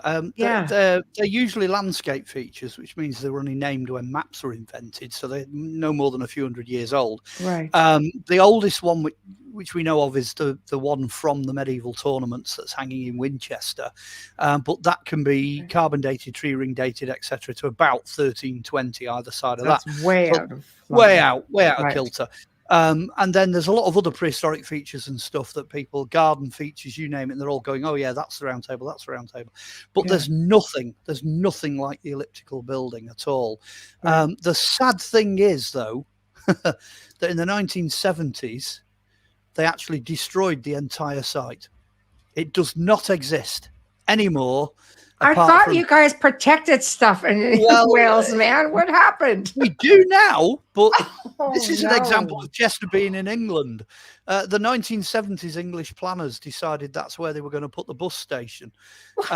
So it's gone. So my research is done mostly from photographs of earlier excavations. I also know the guy personally who did the excavation and also has written all subsequent reports. And I've also been into the archaeological storerooms where the remains of that building are stored. So I've actually picked up a piece of the floor, the actual tile, and gone, hey, that's what they walked on. But the actual elliptical building is effectively gone. So if people want to get closer to that building, again, it's a massive plug. Buy the book, because everything that is available to the public is in that book. You've got plans of it, diagrams of it, maps of it, computer generated reconstructions, photographs of the finds, everything. All the stuff that was associated with that building is in the book. Table? Well, the table's the floor. Tablius or tabliarium means floor. Which answers a lot of the problems, because there's a problem, for example, where 130 odd knights get together, and they meet at the table in one of the legends. You're like, wow, that's one hell of a table, right? Right. How the hell are they going to do that? But if it's a big room, if it's a space, and it's got a flat floor, you could probably get 200 people in there without any problem at all. So once you start to sort of it's a bit like what happened with Excalibur pulling the sword from the stone. Right. Once you actually understand what it means in reality, in real life, you can start to make sense of it. It becomes 3D. It becomes real. Right. So that's the round table. They've excavated some of Chester. They've only excavated about maybe 15-20% of it. I'd love to know what's under the other 80%. It's all under buildings. I was going to ask you, can you expand and keep going? And now it would be protected. There's a mate of mine who does computer graphics, and he's done a marvelous job of rebuilding Chester, and we did use his graphics in a lot of what we did for television, but I don't know if it's in the book. I don't think any of his images make it into the book, mainly due to copyright, publishing limitations, stuff like that. So we've got a good idea of what's there, and we can reconstruct it. And there's a lot of other fragments, and we know where to look. So does it go up further, do you think? Oh yeah, Chester's massive. Chester's enormous. So some of it is, I mean, if you really want your head to explode, if you want in the book. Yes, of course. I have red hair. It likes to explode. Okay, well, if you can imagine the Roman Empire, you've got this massive Roman Empire, and it's slowly collapsing, because that's what happens, towards the end. So Arthur's in the western bit, and then you've got the eastern bit. And so in the eastern bit, you've got Istanbul, Constantinople. That's, Constantine's capital. Yes. And that becomes the capital of the Eastern Empire. And then you've got Rome in the middle. Mm. And then everybody's like, okay, where's the capital of the Western Empire? Oh, have a look at Chester. And the reason you should have a look at Chester is that the distance from Chester to Rome is the same as the distance from Rome to Constantinople. How on earth I don't know how they worked that out, but they did. That's brilliant, though. Yeah. So you've got two capitals the same distance away from Rome. So the little details, well, not little, but little details like that kind of give away how important Chester really was. The political reason they don't talk about Chester is that over in this country, it's all about London. It's London this and London that and London the other, and but Londinium, it had a big fort on it, but it was just like a big fort anywhere else. It doesn't come to prominence till the Vikings, because the Romano-Celtic capital's always been Chester. The capital of the Old North is Chester. Right. The Saxons had Winchester, and it's only the Vikings that start developing London. Right. So again, it's politics. It's the north-south divide that we have in this country. Right. It's all about that. So Chester gets downplayed because it's north of the River Trent. And that's. So I'm going to touch on knights, and I'll tell you where I'm going with it. So, of course, we always know about the traditional Knights of the Round Table. Yeah. So how many knights did he actually have that were within his circle? Because I know, like our family, like we have knights. We had some that were Templars. We had some that were just, knights, private guard of William the Conqueror, for example. So there was a private guard, then there was, the bigger guard. Now, even though Arthur did not leave behind lineage, so to speak, not any of his knights, is there nothing documented to the point where you can go in and find some of this information? Okay, I'll start at the beginning. Again, it depends what you're looking for. So what you're actually looking for is the Roman equivalent. And the word Knight or Knight is Anglo-Saxon. Okay. In medieval times, they already knew that knights, equestrae, which are the people that ride horses, they knew that they existed, and they came into being as an order of knights in Roman times. They already knew that they existed.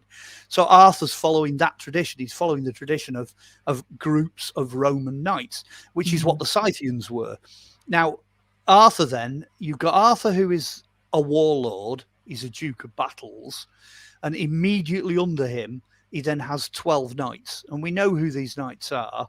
They go under different names to the ones you're used to. But there's one or two in there you'll recognise: Kai, Percival, Gawain. But you won't find Lancelot. Lancelot's got a Welsh name at this point. But there are 12. It's very much like what you find on a chessboard, a Viking chessboard. Right. So if you play Nine Men's Morris, or Merrill's as it's known, or you play the Viking chess, the king's in the middle and he's defended by 12 knights. And he gets attacked by people coming in from the corners. So that's what's in his mind. He's got 12 primary knights. Then he's got a war band. Now, a war band is everybody else, Right.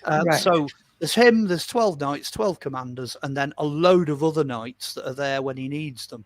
So in that other block, you'll find the Scythians, you'll find the Welsh. He could call on Irish mercenaries, he could call on Scots mercenaries. He's calling on all sorts of people. The most I think I've had as a number is that there was about 250, 260 people. Wow. Which is a fairly sizable army. It is, yes. In the Dark Age period. That's a fair-sized body of men. But that's about the same size as the Saxons were able to field. So at Cam Lan, you're not talking about thousands of Saxons and thousands of Arthur's Welsh. You're talking about probably 200 or Hundreds. 300 Welsh and 200 or 300 Saxons.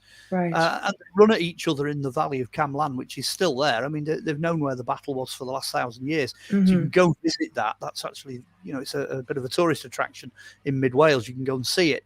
But on the actual battlefield, there's only about enough room for 200 or 300 people to run at each other. That's the only space you've got. But that figures with what we know of history. The book lists the 12 knights that we know of as commanders. But if you start to go beyond that, if you go into the Welsh triads, which is poetry, bardic poetry, you start to find more and more characters. John Matthews did a great study. If you get any of his books that lists all the names, they run to hundreds. But I was only going to stick with the main ones. Does anything survive? Well, yeah, I suppose it does. That basic structure, the basic idea of orders of knights and how they functioned, that formed the basis for things like the Templars. The idea of holy monks, holy knights that were also warriors. That's very Celtic. That's you're talking about the Celtic Church there, because the Celtic monks, the Celtic Christians used to walk around carrying swords. The Templar logo, that strange cross logo that you see used by the Templars, that's a Roman military symbol that was used by the Christians in the early days. It goes back to 300, 400 AD. You can find it on baptistries. There's a couple of tile baptistries out there. It's a Roman badge. There's one in the book which came from Hadrian's Wall, which I put in the book because it is there. Well, it's British. It's contemporary with the early days of Arthur. So they're just carrying that tradition on, and it is a Roman tradition. It is basically a Roman tradition. Yeah, so I was just wondering if there was any specific compadre, like private guard. Was there anybody that, it was so close in his circle that did have descendants that, because like I know the tales in my family that goes back like a couple thousand years easily. So it's just like where we know Sir Gawain was his number 2. Because, there's always a favourite. Well, it's Sir Gawain. That's the main man. We know he married Ragnall, who was a Saxon maiden. And we know that they had a couple of children. And it's pretty certain that Ragnall died after about 5 years giving birth to a child. We think that she died in childbirth. Otherwise, there's no reason for anything that follows in Gawain's story. But whether his children then survived, we don't know. When Arthur's dying, when he's in Avalon and he's dying, he appoints this young lad called Custennin, or son of Constantine, as his successor.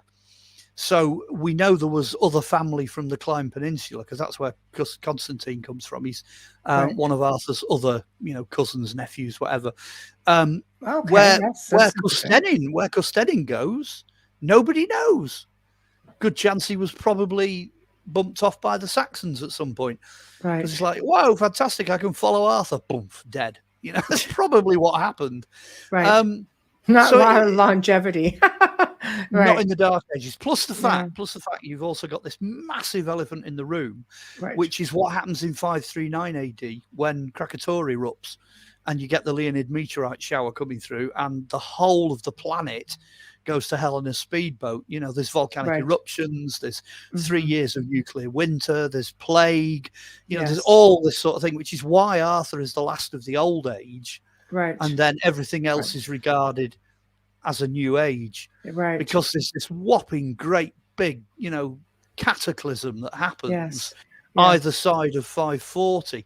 Now, I do cover that in the book. In order for there to be any continuity from Arthur's time. So everything died off with Arthur, basically. Yeah, they would have had to survive that catastrophe. And that would be so difficult. Wow. That just makes this information and the history of everything so much more significant when you think about it. He was the last of, of his kind. Literally. I know. Literally. God. You could draw, you have Arthur and then you can just draw a line across history at that point. Which just adds to to even more of the mystery, because there's really, I can see why it's almost impossible to find anything. So kudos to you for finding all the information that you have. Seriously, especially when you have the cataclysmic event that wipes everything out. It's like, where the hell do you even go from there? I mean, I even struggle to find anything that survived from that cataclysm. Yeah, you know, it's hard enough just to. Yes. Fortunately, there's another guy out there called David Keyes, and he did a fabulous book called Catastrophe, and he looked specifically at what happened when Krakatoa. And that got me started. But once I got started on that, you know, there's loads of other material that kind of comes into play. This is one of those things like where you know, it was saying that you can go off in other different directions and still come up. There's still more out there. I know what people are going to do. They're going to look at that. They're going to look at that section in the book and they're going to go, oh, he's got, you know, 6 pages, 8 pages, 10 pages, all about this cataclysm. That's fabulous. He's found so much information. But what they forget is that's it. That's all of it. Right. It's the same with the Druids in the Merlin section. They're going to go, oh, wow, we found out so much new information about them. No, I haven't. That's it. That's all there is. That's all there is. Right. You know? Right. Right. Which means it was actually, that was relatively easy to do things like that, because you run out of stuff. You know, I might have added one bit every, you know, 5 or 6 years to those sections that, you know, real slow going. You never know. Sometimes it's just underground cavern, cave system someplace, and all of a sudden it's like, oh, hey, here's some more stuff, you know. Well, the thing with Alderley Edge is they keep losing caves. You know, the cave systems up there. 1 minute they're there in Victorian times, the next minute they're gone. They've got no idea where they are. And the reverse keeps happening, exactly like you just explained. Somebody actually fell into a cave and because she went in after a dog, and this cave had been sealed for like 200 odd plus years. Oh, it gets sealed. It happens. Earthquakes, you know, like overgrowth and erosion for sure. Who knows what's going to turn up? I mean, there are some burials in Derbyshire. There's the Benty Grange warrior that was buried in Derbyshire that for all the world looks like somebody who's just stepped right out of the Arthurian you know, legends. Shame is he's probably Anglo-Saxon, but the bizarre thing is he's a Christian Anglo-Saxon. So clearly what was going on with Arthur and what was going on over on his side of the border was happening over there as well, you know. So I'm not just talking without some physical basis in archaeology, you know, it's there. But again, who knew? You know, who knew about him? I know. There he is. Tell me it's on display in Sheffield Museum, but you wouldn't go looking for that. You know, it's not something you'd. No, it's like somebody just opened up a beautiful archaeological portal, and there he is. Yeah, it's just you wouldn't unless you went looking. It's another dot. Yeah, I love it. So, you know, we're slowly coming up towards the last few minutes of the show. So I know, but the best thing about it is you're back August 24th. And we're going to be talking about Robin Hood, real Robin Hood, and Knights Templar. And the real Knights Templar, I know, I love it. One of my favorite topics for sure. And by then you'll have been voted the best female presenter. Let's hope so. You will. You're the only person I've spoken to in the United States that can say Polychronicon. You know, I can. I know. Polychronicon. That's a winner in itself. Polychronicon, and I did it 3 times. Brilliant. We're going to put this back up as well. There we go. So everybody can see it. So where can people find your book? Everything I've ever done seems to have found its way to Amazon. Okay. There are other book suppliers that you could order these things through, but I would say, you know, go to Amazon, type my name in, you know, type the word Polychronicon in. This will come up, no doubt about it. There's about 9 books, or by the end of this year, there'll certainly be 9 books on there of mine that you can order. It literally click, pay, swipe, comes through the door, you know, a few days later. Couldn't be easier. If anyone wants to find me as well, again, I'm only really available on Facebook.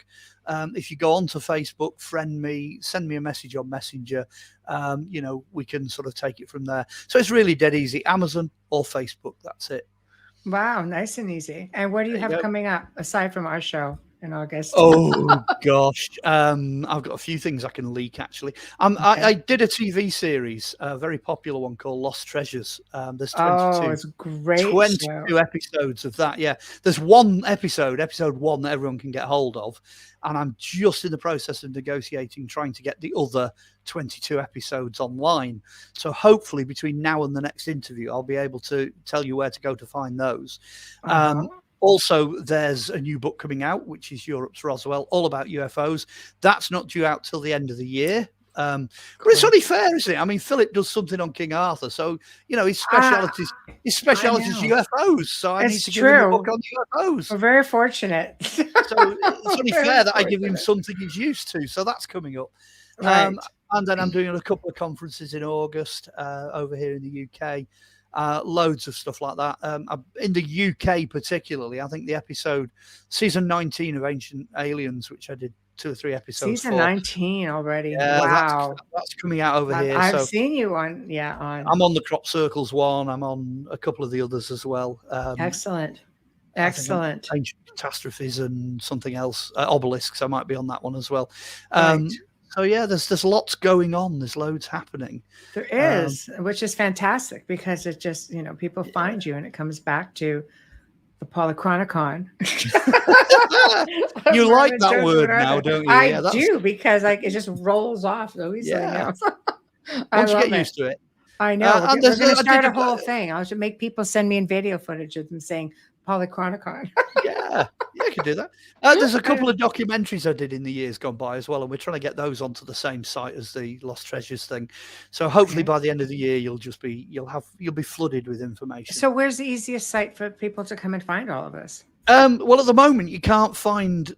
You can only do an internet search, and you probably find episode 1 of Lost Treasures on YouTube. I think it's out there. Okay. And then there's a few clips and snippets and interviews and photographs. But sooner or later, over the next few weeks and months, I'm hoping to get the rest of the material out for folks where they can find it. So by the time we get to the next interview, as I say, exclusively, I'm revealing you should be able to go and find this stuff. I love it. In cyberspace. So there you go. I love it. It's very exciting. Crossed. Absolutely. And I'm really looking forward to our next segment with you on August 24th. Yes. And of course, I thank you for coming on and sharing your time and all of your knowledge. It's just fascinating. Fantastic book, highly recommended. And I mean, I'm just mind blown. Anything I've gotten to that point, and I'm just like, okay. And I cheated. I admit it, though. Dead easy to read, dip into it wherever, you know, but everyone needs a starting place. Yes. So if anybody out there's got any interest in Arthur, this is the place to begin. Oh, there's something for everyone in there. I promise you. There's something for everyone in there. So thank you again for joining us. And I can't wait until August. And I hope you have a really good summer in the meantime, because we're pretty much going to be towards the end of the summer by the time you come back. Yeah. Like I said, you'll click onto me by then, and the only thing you'll see is beard. That's right. Darn it. That's okay. That's okay. You know what? Wise. It gives you that wise Merlin look. It works. Yeah, it works. The wisdom. Oh, well, everybody, thank you all for tuning in. We've come to the end of the show already. Unfortunately, it just goes by so quick. But big thank you to Mark Olly for joining us and, going over his book. It's just fascinating. You have to go out and find it for sure. And tomorrow night, it's just going to be Amelia and I at popular demand. I know. Got 2 weeks, 2 for 2. Look at you guys go. But we're going to be talking about haunted travel destinations. Summer is upon us, and we were asked to do something that would let people know where they can go. For all you paranormal enthusiasts out there, we're going to do our best. So hopefully we can take something out of there. Go on vacation, tell us all about it, then we can talk about it. Right, there we go. So thank you to Folgers. Thank you to Dr. Snick. Thank you to Steve McGinnis. Thank you, United Public Radio Network. And again, thank you, Mark Olly. So thank you for tuning in. See you again soon. All right. I like that. We should make him a third host. Good night, everyone.